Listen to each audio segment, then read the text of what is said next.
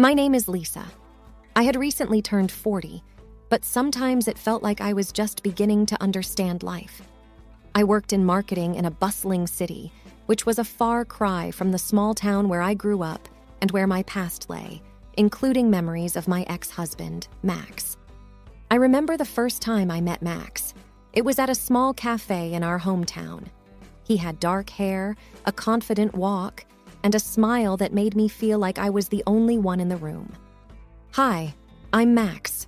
You're Lisa, right?" he had said, offering a firm handshake that lingered a tad longer than necessary. "Yes, and you're—" I had pretended not to know him. It was a small town, after all. Everyone knew everyone. Max Harrison. I've seen you around. Wanted to come up and say hi." We chatted for a while. He was easy to talk to, and we found a lot in common. Within a few months, we were inseparable. Marriage followed, and then came our precious Emily. Emily was the light of our lives. She had my eyes and Max's stubbornness. She was the perfect blend of both of us. But as the years rolled on, it wasn't just Emily's traits that became evident. Max's need for control began to seep into our daily lives. Everything had to be just so, from the color of the curtains to the friends I hung out with. I felt boxed in, trapped. It wasn't love anymore. It was a cage. 10 years into our marriage, I had had enough. It was a painful decision, but I filed for divorce. Max didn't take it well. Neither did his mother, Clara. She had never liked me and made it evident with every chance she got. After the divorce, I moved to another city for a fresh start and a new job. Emily, being the teenage girl she was, chose to stay with Max. She didn't want to leave her school and friends behind. I understood her reasons, but it broke my heart to be away from her. We decided to connect every day on Skype. It wasn't the same as hugging her tight or braiding her hair, but it was something. One evening, after a particularly grueling day at work, I called Emily. The screen lit up, and there she was, her bright eyes shining, her hair pulled into a messy bun. "Hey, Mom," she greeted, her voice a welcome balm to my tired soul. "Hi, sweetie. How was school today?" "It was okay. Jenny and I are working on a project together." "Oh, and guess what? Brian said he might come to my birthday party." I smiled. "That's great, Em. And speaking of your birthday, any idea what your dad is planning as a gift?" She hesitated, her eyes darting away from the screen. I'm not sure. We haven't talked about it much." I felt a prickle of unease, but brushed it aside. Maybe she just wanted it to be a surprise. Little did I know, this was the beginning of a whirlwind of events that would change our lives forever. After our call, I couldn't shake the feeling that Emily was hiding something from me. She had always been open about her life, so her hesitance caught me off guard. As I got ready for bed, my mind raced with possibilities. Was she hiding a boyfriend? Was she struggling at school? The next morning, as I sipped my coffee, I decided to do a little digging. I logged into the social media platform where Emily and her friends were most active. Using my mom account, which was really just a profile I created to keep an eye on her without being intrusive, I scrolled through her posts and those of her friends. That's when I stumbled upon it, a post from Emily that made my heart drop to my stomach. It read, "I'm cool, my father will give me plastic surgery for my birthday." The comments below were a mix of shock, excitement, and envy from her peers. I sat back in my chair, aghast. Plastic surgery? She was only 16. I quickly grabbed my phone and dialed Max's number. "Max," I began, trying to keep my voice steady, "is it true? Are you really planning to give Emily plastic surgery for her birthday?" There was a pause, and then his deep voice came through, dripping with irritation. "Why do you care? She's with me now. You made your choice." "It's not about us, Max. It's about Emily. She's just a kid." "She's not a kid anymore," he shot back. "Besides, it's something she wants." I could hear the defensiveness in his tone. Did she tell you that? Or did you put the idea in her head? Before he could respond, another voice chimed in. It was shrill and unmistakable. Clara. Yes, we'll get her plastic surgery because she looks too much like you. I was taken aback. Clara, why are you involved in this? She laughed, a bitter sound that made my skin crawl. Why wouldn't I be? She's my granddaughter. Enough, Clara, Max intervened, though there was no real force behind his words. Lisa, stay out of it. Emily's with me now. I won't stand by and let you make such a life-changing decision for her, I replied, my voice firm. Max sighed. She wants this, Lisa. It's not like we're forcing her. But why, Max? Why would she want something like this at her age? I don't have to explain myself to you, he retorted, and ended the call. I sat there, phone in hand, the weight of the revelation pressing down on me. My beautiful daughter, who I had always told was perfect just the way she was considering changing herself. And Max and Clara were encouraging it. Tears blurred my vision. I needed to do something. I had to talk to Emily, understand her perspective. Maybe, just maybe, I could make her see that she didn't need to change herself for anyone. Upon arriving in my hometown, the nostalgia of the familiar streets and places was overpowering. Still, my focus remained unwavering. I had to speak with Emily. Our chosen spot was Daisy's Delight, a cafe filled with memories of our shared times. Hey, Em, I began gently when she arrived, her presence filling me with both relief and anxiety. Mom, she said with a note of surprise in her voice. What are you doing here? Taking a deep breath, I decided to tackle the subject head on. I saw your post about the plastic surgery.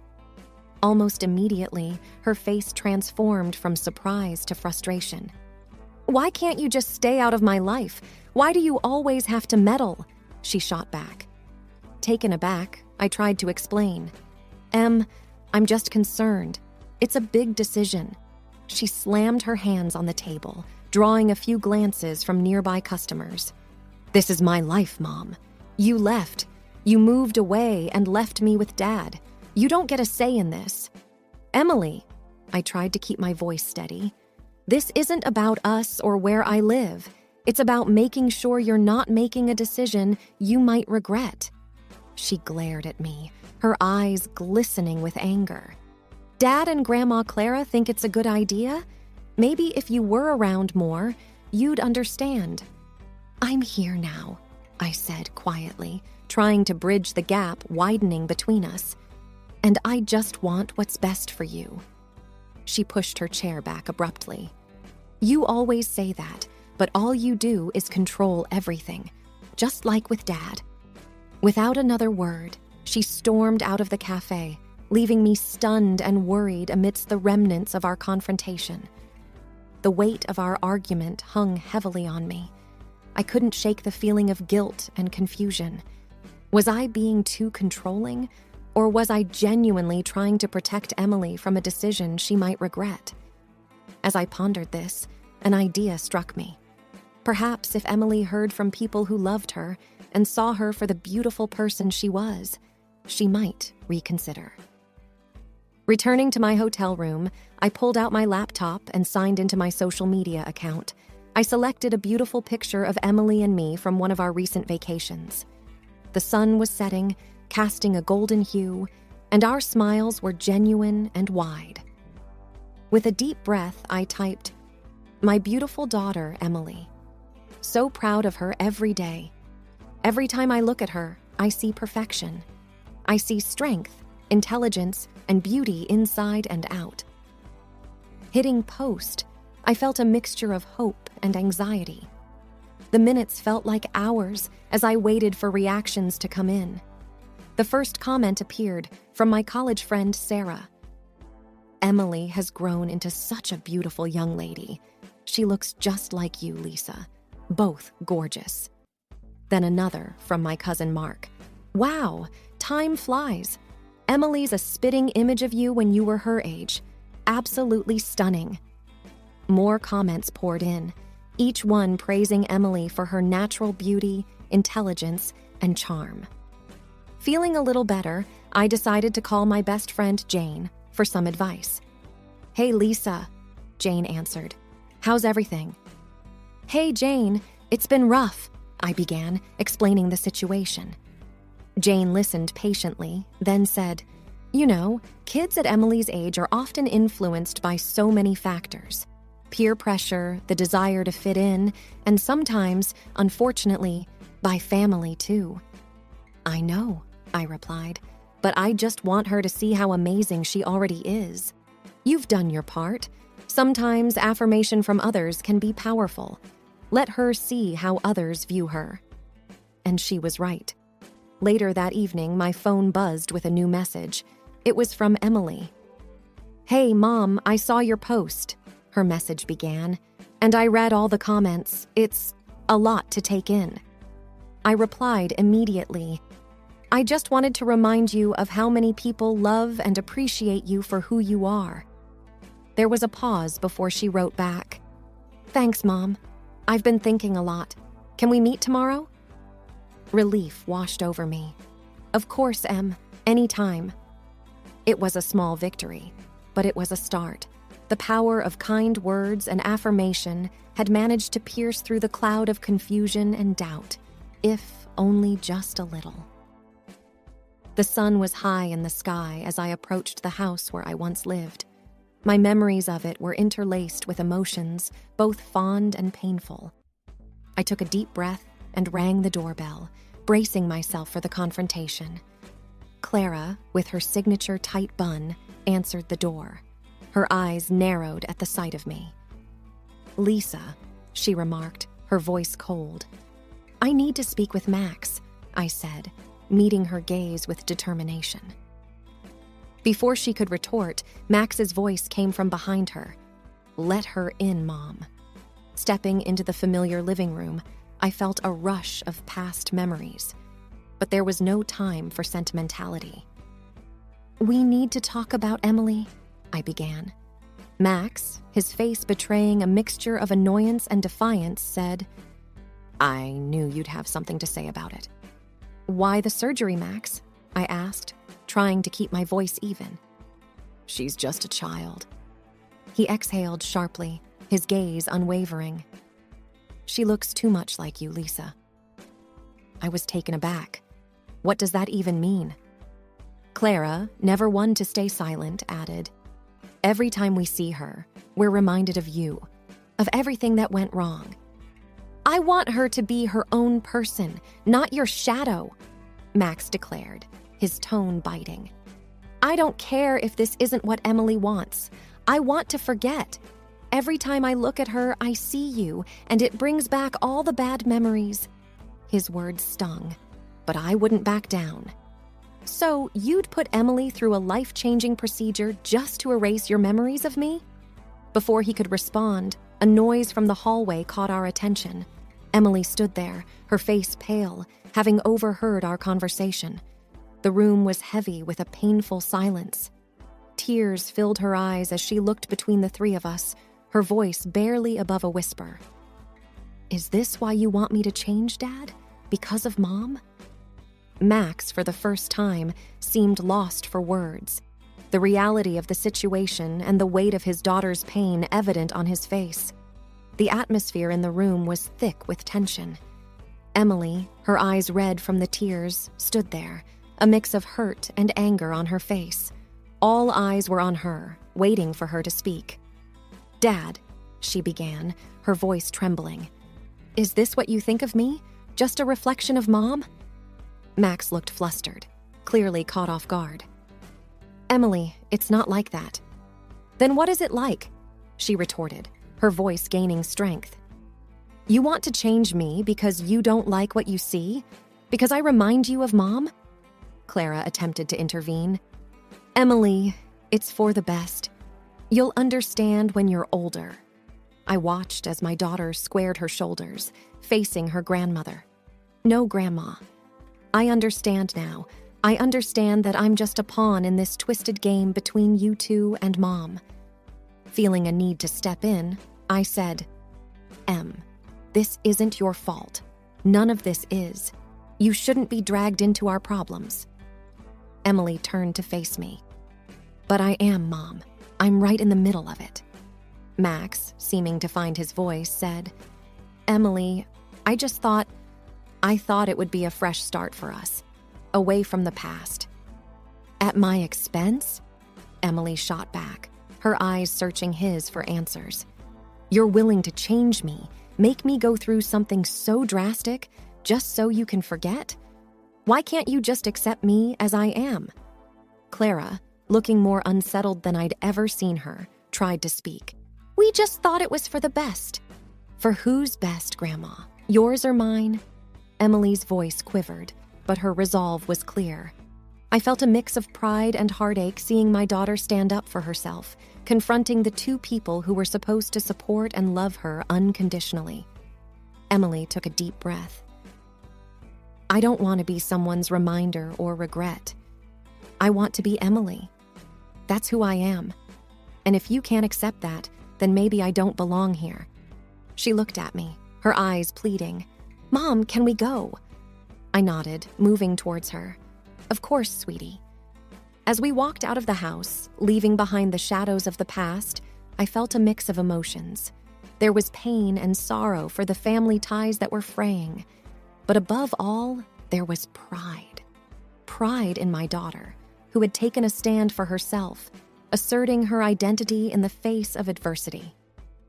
A few weeks after the confrontation, I received an official letter. Max was taking legal action, intending to gain full custody of Emily. My heart raced as I read the document. The thought of losing my daughter was unbearable. I immediately reached out to a lawyer, Jenna, who had been recommended to me by a friend. "Jenna, I won't let him take her.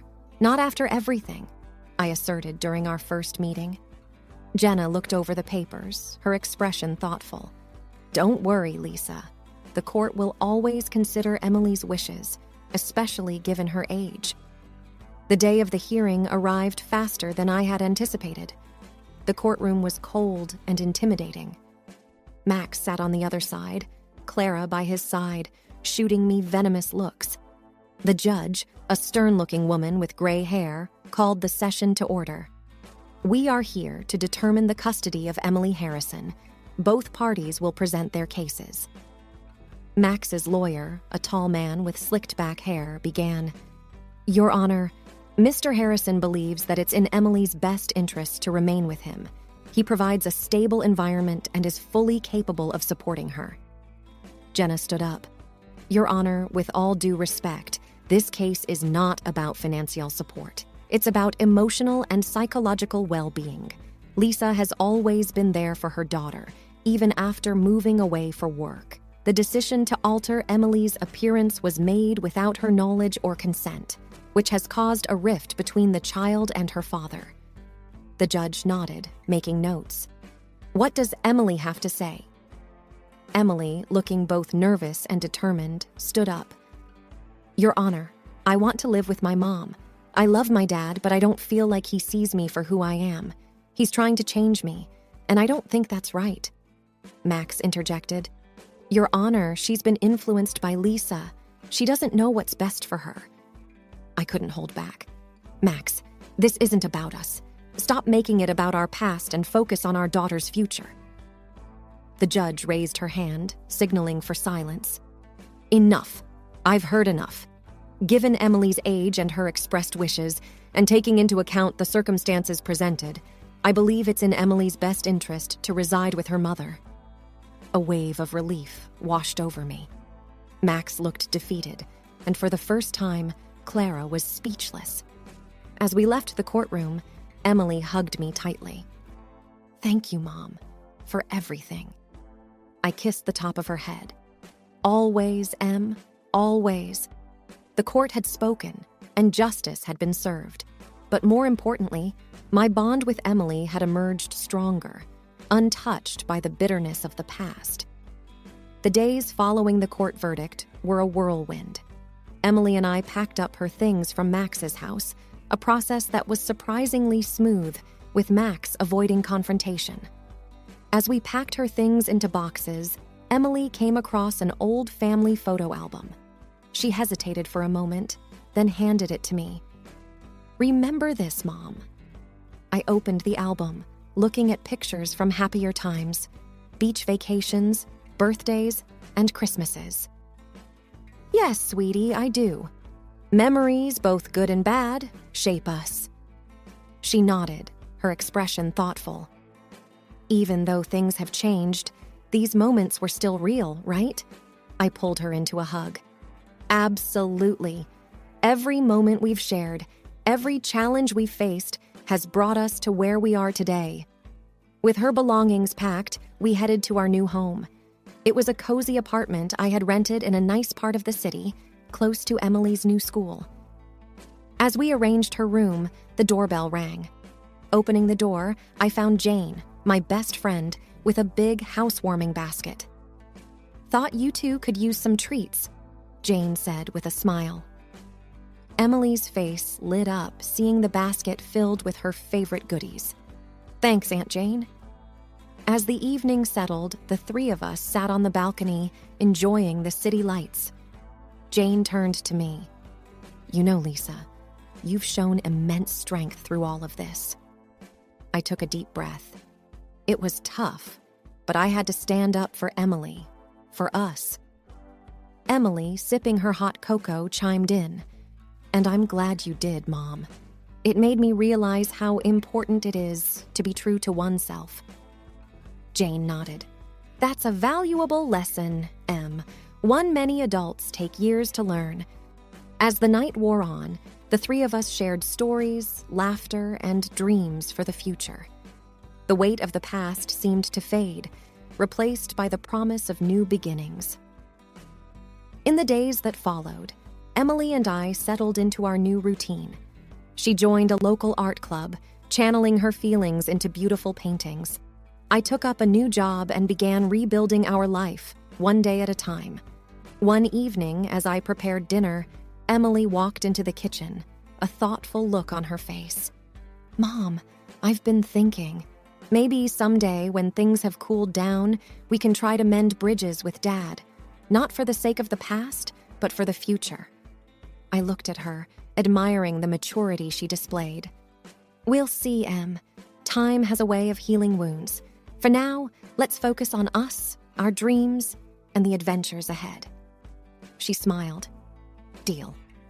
Life was by no means perfect, but it was ours. Together, Emily and I embarked on a journey of rediscovery, of healing, and of hope. The scars of the past remained, but they no longer defined us. We had each other, and in the end, that was all that mattered.